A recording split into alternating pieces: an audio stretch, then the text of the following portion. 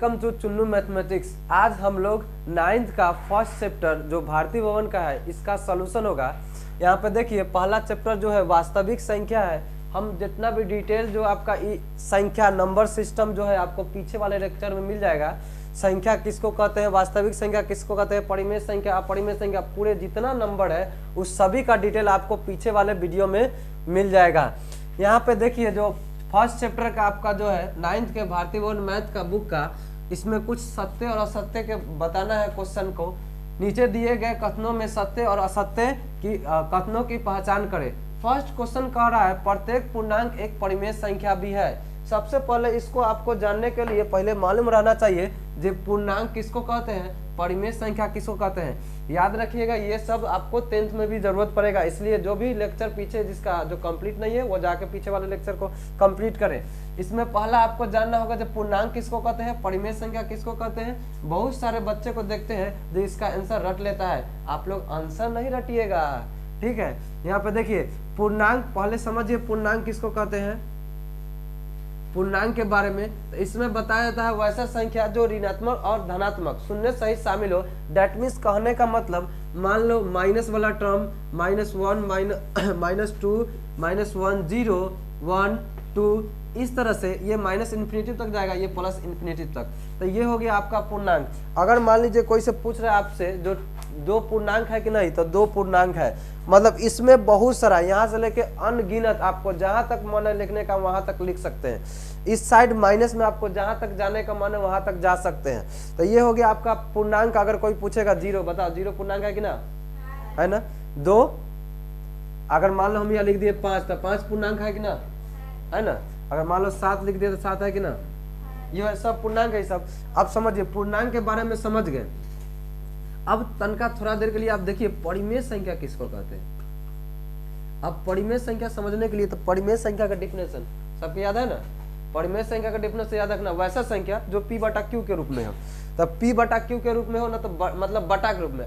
कभी भी नीचे वाला टर्म जो होता है डिनोमिनेटर वो जीरो नहीं होना चाहिए। जैसे कि मान लो यहाँ पे 5 बटा 7 ये बटा के रूप में है कि ना, तो जो बटा के रूप में रहेगा परिमेय संख्या रहेगा। वो प्लस में माइनस में रहे उससे हमको कोई मतलब नहीं है, प्लस में रहे माइनस में रहे, लेकिन परिमेय मतलब बटा के रूप में रहे तो उसको हम परिमेय संख्या कहते हैं। तो थोड़ा देर के लिए समझिए, ई कह रहा है जे ई वाला ई हो सकता है, मतलब पूर्णांक जो है परिमेय संख्या हो सकता है। तो एक आप इसमें से कोई संख्या उठा लीजिए, बोलिए क्या लिख दे, कोई इसमें से एक। अब देखिए एक है ना, अब परिमेय संख्या किसको होता है, जो बटा के रूप में रहेगा। ये बटा के रूप में है बटा के रूप में। इसमें कहाँ दिख रहा है, बटा कहाँ दिख रहा है, ये बटा नहीं है रे, एक लिखा हुआ है, समझो। ये मान लो एक है, अब बताओ ये बटा के एक है, अभी बटा नहीं दिया हुआ है, बताइए बटा के रूप में है, भीम के रूप में है, नहीं है। तो ई नहीं है तो ई वाला तो परिमेय संख्या हो नहीं सकता है। लेकिन आप लोग पढ़े हैं जिसके नीचे आप क्या एक दे सकते हैं, बोलो तो बटा के रूप में आ गया। तो अब कहने का मतलब इसमें से कोई संख्या उठा लो, मान लो 3 उठा लिए, 3 अभी तक परिमेय संख्या रूप में बटा के रूप में नहीं है। तो इसको बटा के रूप में लाने के लिए क्या करिएगा, नीचे एक लिख दो। तो नीचे एक लिख देगा तो ये हो गया ना। तो यही पूछ रहा है कि पूर्णांक जो है परिमेय संख्या हो सकता है, ई वाला जो है परिमेय संख्या में बदल सकता है, हो सकता है कि ना, समझा कि ना रे। ये क्वेश्चन समझो, इसमें कह रहा है पूर्णांक, तो पूर्णांक जो है वो परिमेय संख्या में बदल सकता है। तो बदल नहीं सकता, ये पहले पूर्णांक था, इसको परिमेय संख्या इसके नीचे एक नहीं दे सकते हैं। तो ये परिमेय संख्या हुआ कि नहीं, तो ये हो गया। तो इस तरह से आपका फर्स्ट का आंसर क्या होगा, सत्य कि असत्य, सत्य। तो इसको आप लोग नोट कर लीजिए। चलिए हम लोग अब सेकेंड क्वेश्चन देखते हैं। सेकेंड में देखिए क्या है, कह रहा है प्रत्येक भिन्न एक परिमेय संख्या है। मतलब कहने का मतलब जो ई भिन्न जो है परिमेय संख्या हो सकता है, मतलब ई शख्स जो है ई बन सकता है। मतलब कहने का मतलब फॉर एग्जाम्पल में ये सब नहीं समझ में आ रहा है तो मान लो जैसे कि मिट्टी के कोई पुतला बनाया, ठीक है। मान लो हनुमान जी के आप मूर्ति बनाए, ठीक है। आप उसको मिट्टी से बनाए, आप पकाए उकाए नहीं है। अब फिर हम कहेंगे जब बताइए आप हनुमान जी के मिट्टी से फिर उसको तोड़ के शंकर जी की मूर्ति बना सकते हैं, तो बना सकते हैं उसको, है बना सकते हैं, क्योंकि मिट्टी अभी पका हुआ नहीं है, गिल्ले है, बनाए हैं, उसके बाद फिर उसको बना दीजिए। तो उसी तरह से ये कह रहा है जे बताइए भिन्न जो है ई वाला हो सकता है, परिमेय संख्या हो सकता है। तो पहले समझिए आप भिन्न किसको कहेंगे, किस तरह से समझिएगा।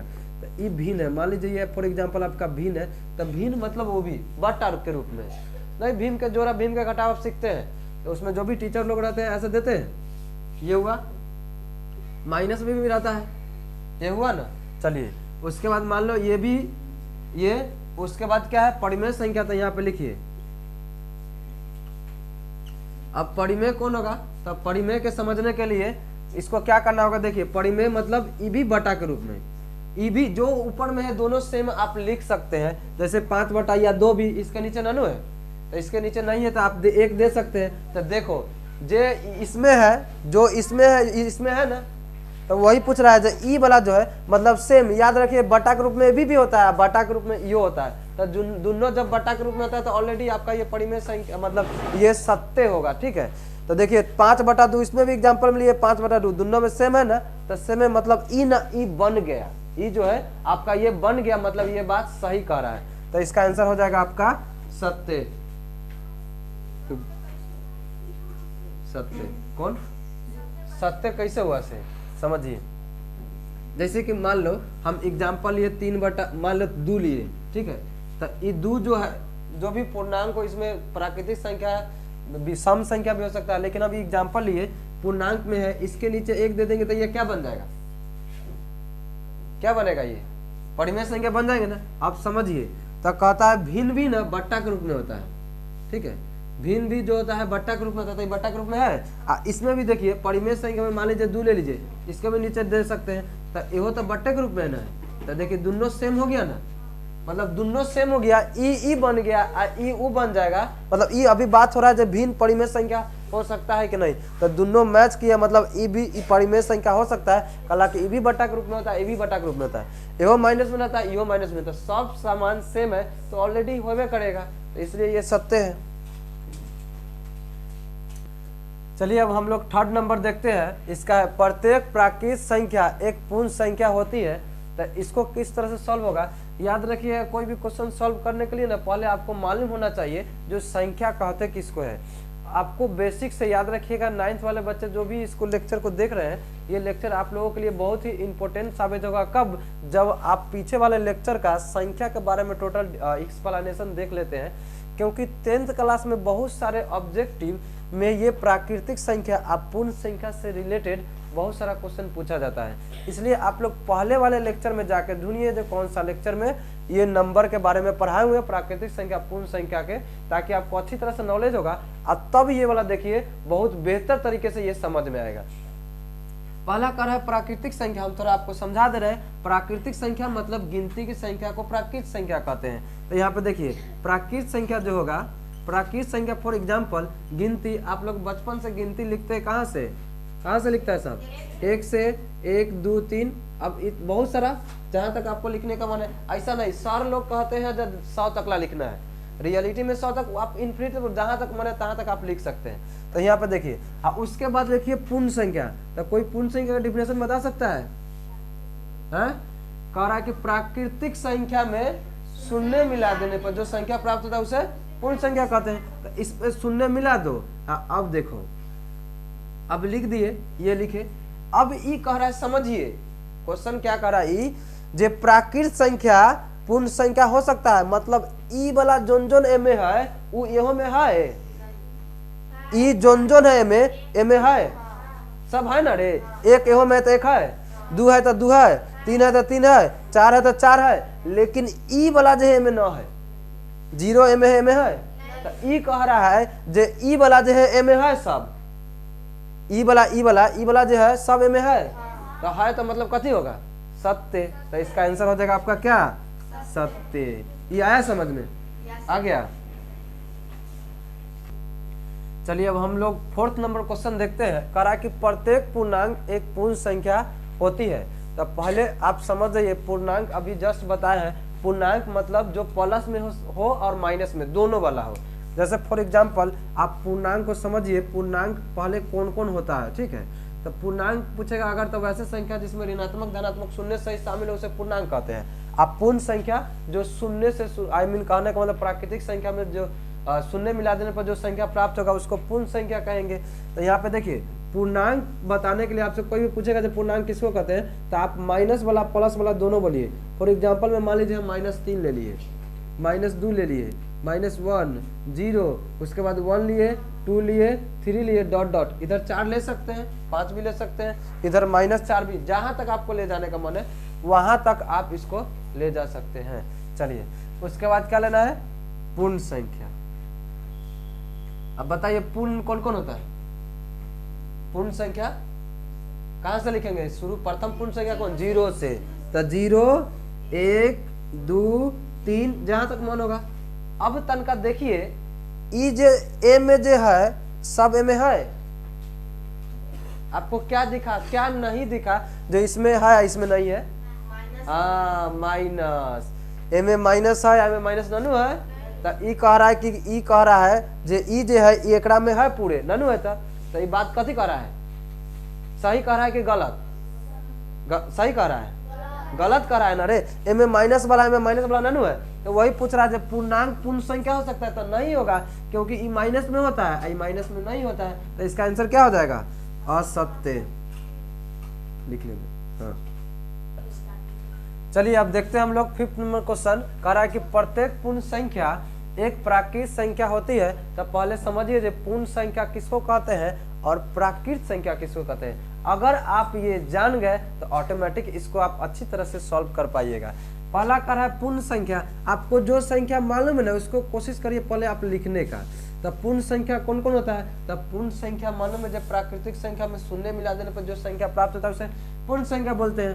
तो 0 1 2 3, इसके बाद आपको जहां तक लिखने का मन है आप लिखिएगा, क्या आपके पास टाइम है, जितना मन है एकदम जहां तक लिखना लिखते रहिएगा।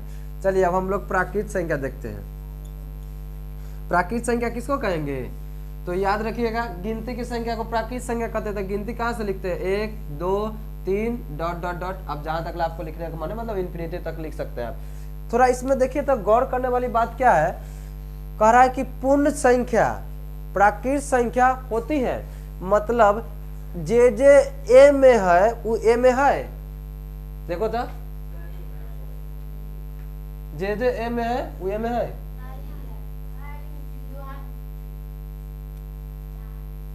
अच्छा 3 छूट गया था तो बोलना चाहिए ना, कोई दिक्कत नहीं है, देखो 3 छूट गया था। चलिए देखिए तो इसमें मतलब कहने का मतलब देखिए जो पूर्ण संख्या है मतलब 1 2 3 4 जो लिखे हैं, तो जो इसमें है वो सब इसमें है नानू है, इसमें 0 है, इसमें 0 है, ए में मिठाई है, ए में है ना, है तो कथी है ना है, मतलब सही है कि गलती, गलती है। तब मिठाई ना मिला ये गलती है ना रे तो गलती है था असत्य। चलिए नोट करिए। चलिए अब हम लोग 6th नंबर क्वेश्चन देखते हैं। कह रहा है प्रत्येक परिमेय संख्या एक पूर्ण संख्या भी पूर्णांक संख्या भी होती है। ये पूर्णांक लिखा हुआ है। आपको अगर क्वेश्चन समझ में नहीं आएगा तो आप बुक में जाकर देखिएगा, हम बुक से ही क्वेश्चन लिख रहे हैं, बुक में आपको अच्छी तरह से लिखा हुआ है। यहाँ पे समझिए, हमको यहाँ मकसद है सोल्यूशन समझाने का, जो किस तरह से बना रहे हैं। पहला है परिमेय संख्या, तो परिमेय संख्या आप पढ़ लिए जो कि वो बटा के रूप में रहेगा, ठीक है।